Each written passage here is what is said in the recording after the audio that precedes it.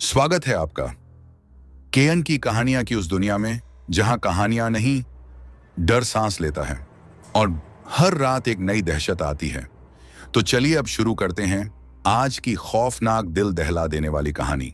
ये उन दिनों की बात है जब पहाड़ों के बीच बसे रिमोट गांव सोनपुर में मोबाइल नेटवर्क तो दूर, बिजली भी मुश्किल से पहुंच पाती थी।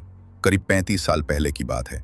मैं, विक्रम, अपने कॉलेज के दोस्त रवि के साथ उसके मामा की शादी में शामिल होने आया था। रवि के मामा की शादी एक पुरानी वीरान सी दिखने वाली हवेली में हो रही थी, जिसके बारे में गांव में कई अजीब कहानियां मशहूर थीं। जेज शादी की रस्में पूरी हो चुकी थी, बस बारातियों का विदाई समारोह बाकी था।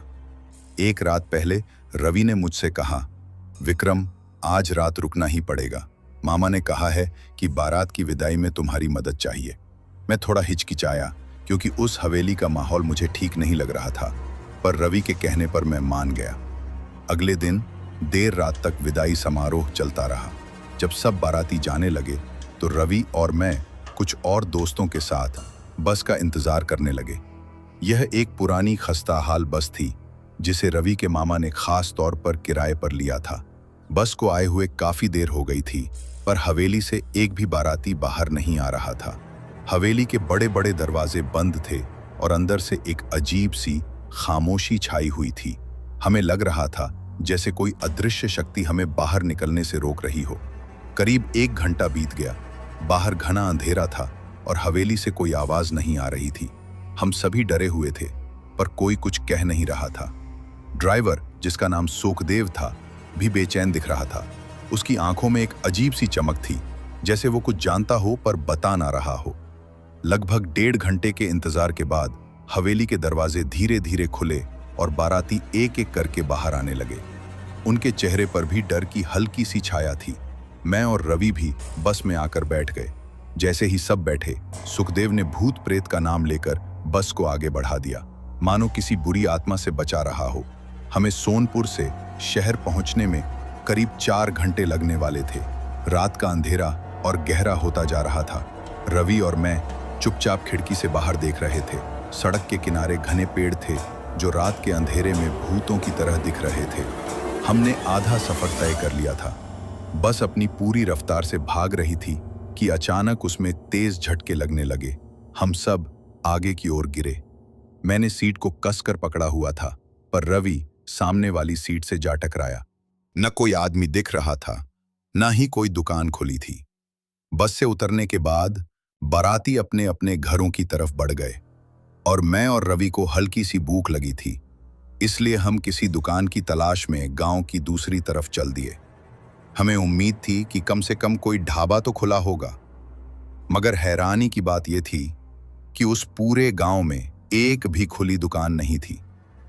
कोई दुकान न मिलने पर हम वापस उस रास्ते पर मुड़ने लगे जहां से बस आई थी। तभी मेरी नजर सड़क के किनारे एक पुराने नीम के पेड़ के नीचे बैठे एक आदमी पर पड़ी।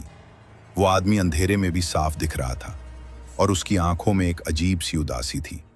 उसके करीब जाने पर पता चला कि वो बीड़ी पी रहा था।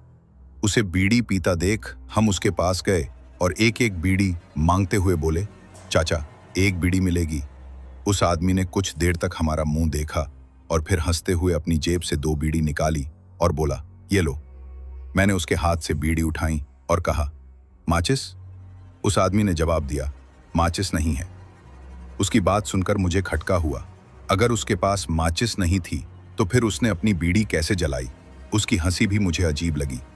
इसी बीच रवि ने मेरे कान में धीरे से कहा, यह साला कुछ अजीब लग रहा है, माचिस देना नहीं चाह रहा।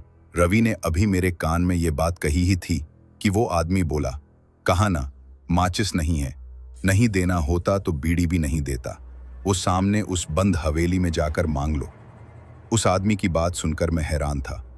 रवि ने तो इतनी धीरे से कहा था, फिर इसे कैसे पता चला और उस बंद हवेली का नाम क्यों लिया?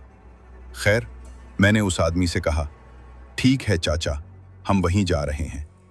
उस आदमी के कहने पर हम सामने वाली बंद हवेली की तरफ बढ़ने लगे। उस हवेली के पास पहुंचकर मैंने दरवाजा खटखटाया। थोड़ी देर बाद एक बूढ़े चौकीदार ने दरवाजा खोला। मैंने उससे कहा, दादा।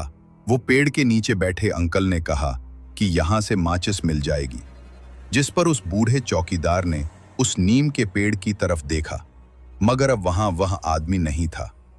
मैं वापस बूढ़े चौकीदार की तरफ पलटा और उसे बताया, अरे वही आदमी जिसकी आवाज भयानक थी और जिसकी एक आंख नहीं थी, अभी यहीं तो था, कहां चला गया?